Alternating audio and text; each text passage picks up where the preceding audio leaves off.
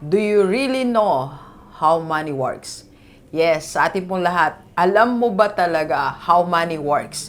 Kasi alam nyo, madalas sa atin, ang akala natin sa pera, dalawang bagay lang. Una, panggastos, pambayad ng bills, pambili ng pagkain, pambayad ng utang, pambayad sa ganito, sa ganon, kaliwat kanan.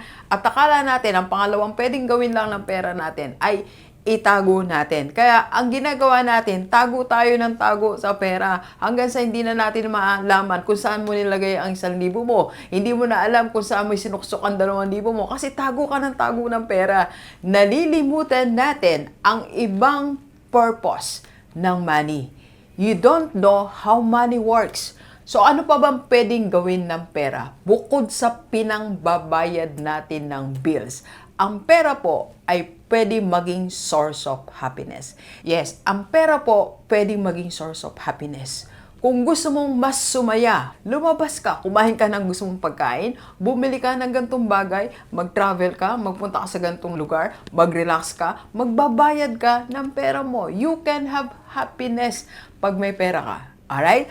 Pangalawa po, pwede kang makatulong sa iba. Yes, nalilimutan natin na ang pera, pantulong din yan sa iba. Kaya ka nagkapera, biglaan nagkaroon ka ng 10,000, biglaan nagkaroon ka ng 20,000, minsan diyan or sa'yo pinapadaan ni Lord para matulungan mo yung kapatid mo, para matulungan mo yung kamag-anak mo. Ang pera po, ginagamit po siya pangtulong sa ibang tao.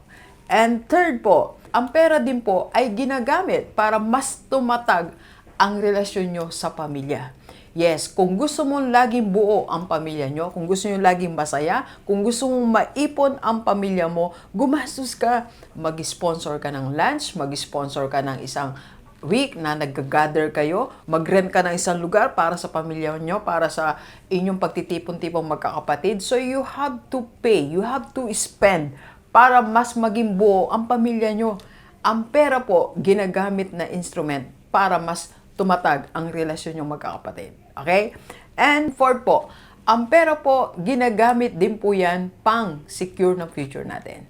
So, nagkapera ka ngayon para din sa future mo. So, ang pera mo ngayon, kasama dyan pati ang future mo. Kaya dapat pati ang future mo, nasi-secure mo with your money today. Kaya kailangan natututo kang mag-invest. Okay? And last, how money works? Money works because it can multiply. Kaya niyang dumami. Nalilimutan natin na ang pera mismo na hawak mo, kaya niyang paramihin ang sarili niya. Okay? Dapat lang alam mo kung ano dapat gawin. Alright? So, aralin natin how money works. Let's go. Let's go. Kape po tayo.